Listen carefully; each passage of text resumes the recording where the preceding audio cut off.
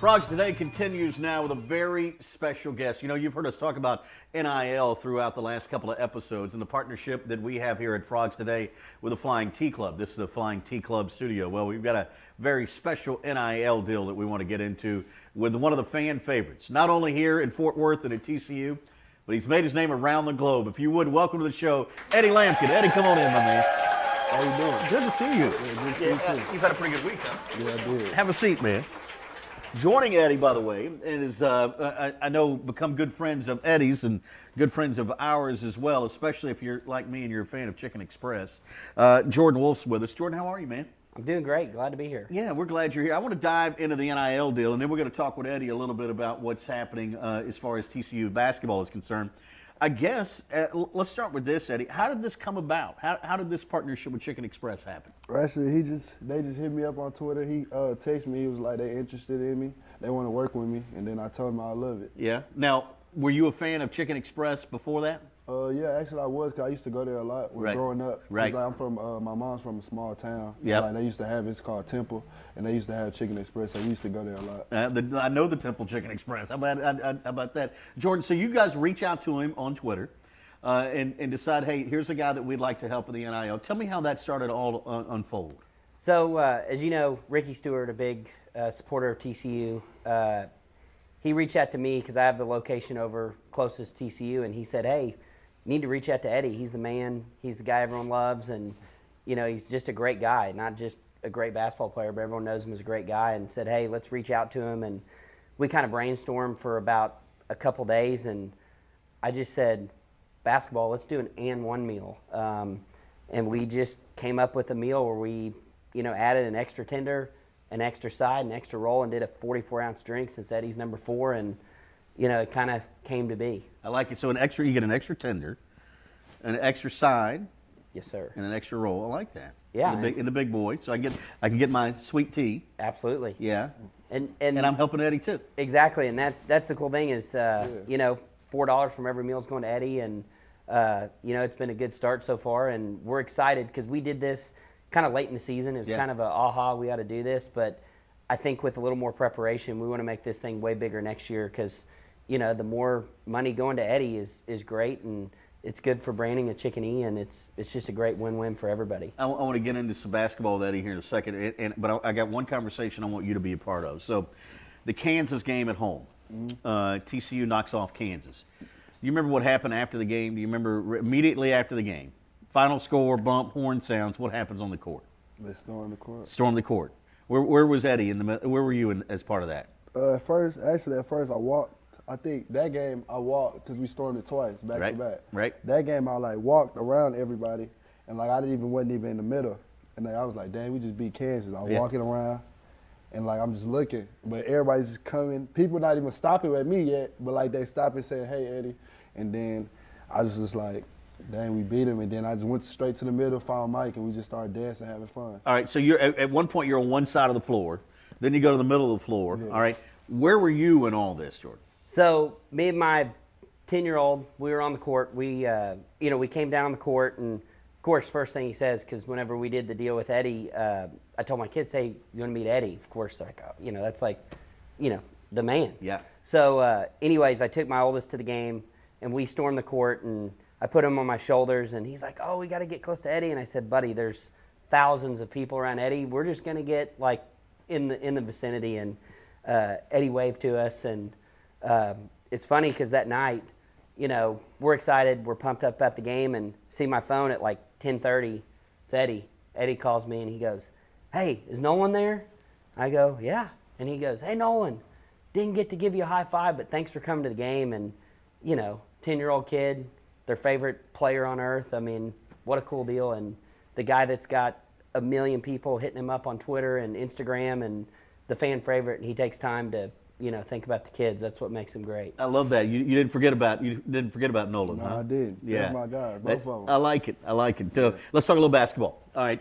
You've had a chance now to reflect on those two games in San Diego. You had your career best game in that second one against Arizona. You gave it all you had. You're going against a couple of pros, by the way. Yeah, I did.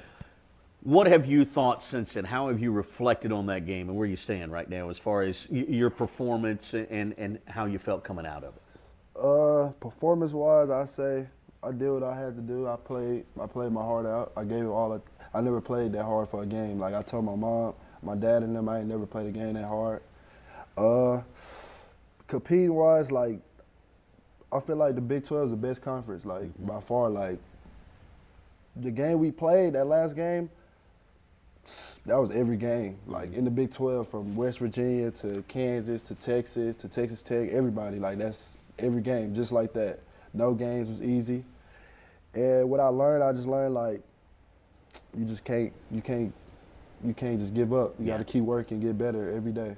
You know, you guys talk about you and E-Man and Emmanuel Miller, and everyone talks about the family, the brotherhood of TCU basketball. You had to be proud of the effort. I know you were disappointed at the end, but you had to be proud of the effort. Yeah, I was. I was very proud of everybody because one thing when me and Mike was like the last ones out there. Like I couldn't leave him because like me and him, that been my roommate. So like it was hard for me and him because me and him talked about, let's go to March Madness, let's change the program, let's change the culture of basketball at TCU, and we did that.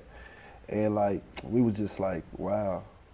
You had a conversation too with Tommy Lloyd, the head coach at Arizona, after the game. Did. You had an extended. He was consoling you after the game. Do you remember what was said? Do you remember what he said to you? I remember he said we was the best team that they played all year.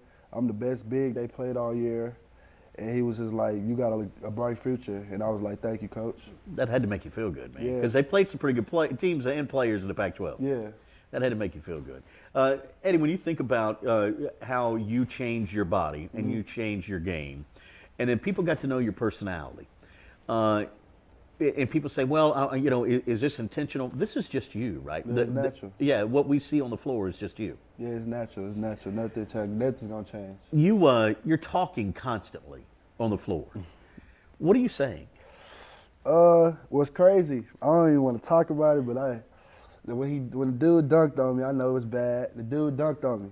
I went up to him, I told him, I said, I like that. Like I told him, I said, you shouldn't have ever did that. Like I told him. And I just had to go outshine. I told him, I was like, I'm about to go kill, and that's what I did. You're gonna have to pay you back. Yeah, I was telling Mike, I feel that if I get the ball down the middle, I'm dunking. I wasn't doing no more layups. I'm trying to dunk. I'm trying to get my dunk back. And I just was like, you made me want to go harder. Appreciate you for dunking on me. Like, hey, it happened. So I was just like, I couldn't get out the way. I'm gonna take it, and then I'm just do what I did. 10 offensive rebounds, by the way, the most in the tournament in 12 years. Do you know? I don't know if you knew that yet. No, I didn't know that. Yeah, Jamie Plunkett, our researcher at frogstoday.com, came up with that for me. So that's the most offensive rebounds in 12 years in the tournament. I mean, that tells you a little something right there, man. Yeah, that's crazy. Yeah. Do you feel like there's unfinished business? Most definitely. I'm trying to win a national championship. Yeah. Is Eddie Lampkin coming back next year? Most definitely. Most definitely. Most definitely. Why not? I like that. There, you heard it here first, folks. Eddie Lampkin's coming back to TCU next year. Now bring a bunch of them with you now. Yeah. You gonna do that? Yeah, that's the plan. All right, good. We like that. All right, so I want to close with this because this partnership started fairly late in the season, right? Yes, with sir. Chicken Express. Give us some idea of how we might see it expand and what's next with it. So this year we did it just at the Berry Street location, which is the store closest to TCU. But I think our goal would be to, at a minimum, expand it to more of the Fort Worth stores or some more DFW presence. And, you know, it's just numbers. I mean, the more stores, the more participation, the more we can make this a meal that, you know, translates. And you look at the games this year and how big of a story Eddie became. You know, it won't be long until everybody knows Eddie. It doesn't have to be a DFW thing. It can be a bigger. I was going to say now that he's the most popular player in the tournament, because that's what Eddie Lampkin is right now, the most popular player in the tournament. Eddie Jordan's going to have to open stores all across the country, isn't he? Isn't that the next move? Hey, that should be. Yeah, he should be. That would be great. Let's make it happen. Thank you for coming by, Jordan. Do appreciate it. Yes, thank you. Yeah, Eddie, thank you on a great year. It's been fun to watch, man. And I wanted to tell you that I appreciate the fact that you remember Nolan. And you got to keep remembering the little guys too, Yeah, you know, because definitely. that's the future, you know. Yeah. And they look up to Eddie Lampkin. Yeah. And so you're a terrific role model. Congratulations on the partnership with Chicken Express. Thank you. The great year, and we look forward to great things in the future. Yeah, thank you. All right, there they are, Eddie Lampkin, Jordan Wolf joining us here on Frogs Today.